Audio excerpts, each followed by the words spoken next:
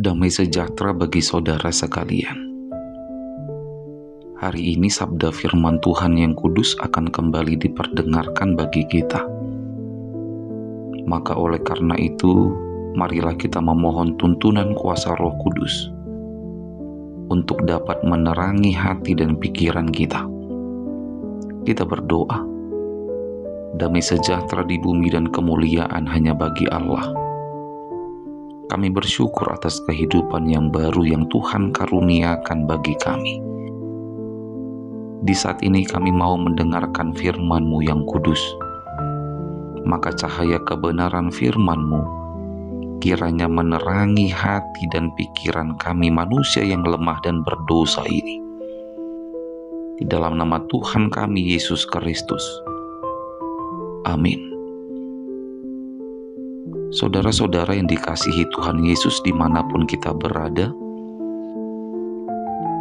sabda firman Tuhan yang menjadi renungan bagi kita di hari ini tertulis di dalam Yeremia 7 ayat 31.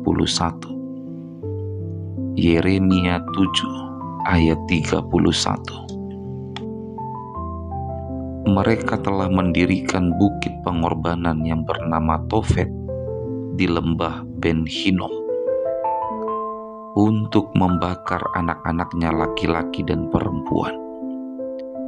Suatu hal yang tidak pernah kuperintahkan dan yang tidak pernah timbul di dalam hatiku.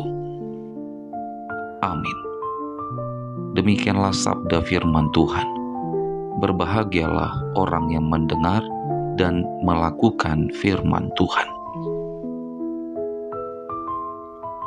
Saudara-saudara yang dikasihi Tuhan Yesus, adakah orang tua yang tidak sayang kepada anaknya? Ada, tapi bukan kita. Karena kita adalah orang-orang tua yang sayang kepada anak-anaknya. Adakah di dunia ini orang tua yang tega membunuh anaknya? Itu pun ada. Apalagi di zaman sekarang ini. Karena hamil hasil perselingkuhan, anak darah dagingnya sendiri pun tega dibunuh dan dibuang. Ada yang melalui aborsi, ada yang dibuang ke sungai atau ke tempat sampah dan lain sebagainya. Tapi apakah Tuhan pernah memerintahkan kita untuk membunuh anak-anak kita? Maka jawabannya tidak. Dalam bacaan firman Tuhan di hari ini jelas disebut, aku tidak pernah memerintahkan dan tidak pernah timbul di dalam hatiku untuk membakar anak mereka laki-laki dan perempuan. Lalu kenapa orang-orang Israel pada saat itu dengan teganya membakar, mengorbankan anak-anak mereka? Itu semua disebabkan oleh ketidakwarasan mereka dalam berpikir.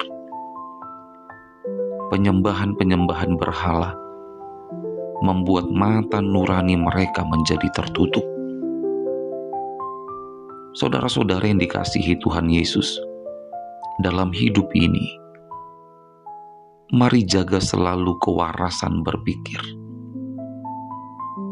Jaga selalu kewarasan berpikir kita.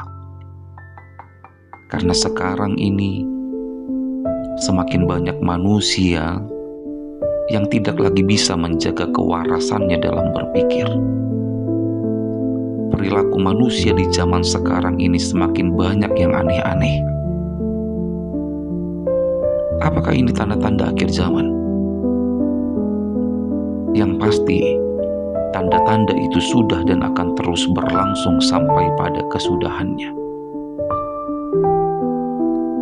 Ingat saudara-saudara, Tuhan kita tidak pernah mengajarkan kita untuk mengorbankan darah daging kita sendiri. Itu jelas. Tapi yang Tuhan ajarkan kepada kita, anak itu adalah tanggung jawab orang tua. Orang tua harus merencanakan masa depan anak-anaknya. merawat dan mendidik, serta mencukupi kebutuhan mereka, serta menjadi teladan dalam menyaksikan kebaikan Tuhan. Orang tua harus siap mengorbankan apapun yang ada dalam hidupnya demi masa depan anak-anak yang Tuhan beri baginya.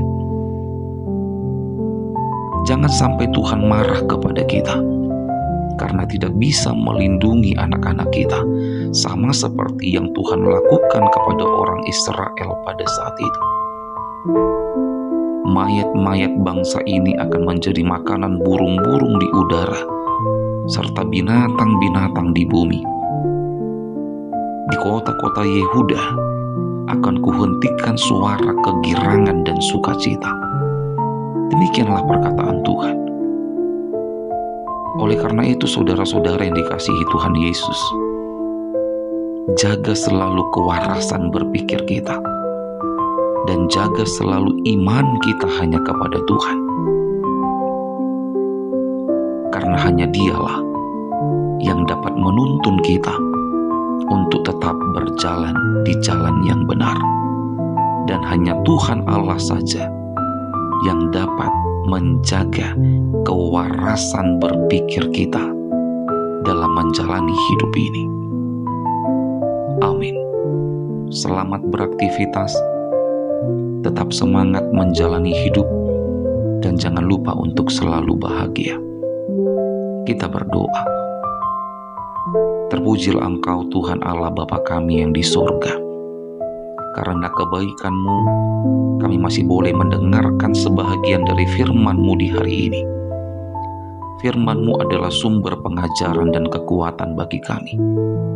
Hidup kami di sepanjang hari ini Tuhan, kembali kami mau serahkan hanya kepada-Mu. Sertailah dan berkatilah seluruh kehidupan jemaat-Mu, supaya kami juga boleh menjadi berkat bagi orang lain. Terpujilah Engkau ya Tuhan Yesus. Dalam nama Yesus kami berdoa. Terimalah berkat dari Tuhan Allah, kasih karunia Tuhan Yesus Kristus, dan kasih setia Allah Bapa, serta persekutuan Roh Kudus, kiranya menyertai saudara sekalian. Amin.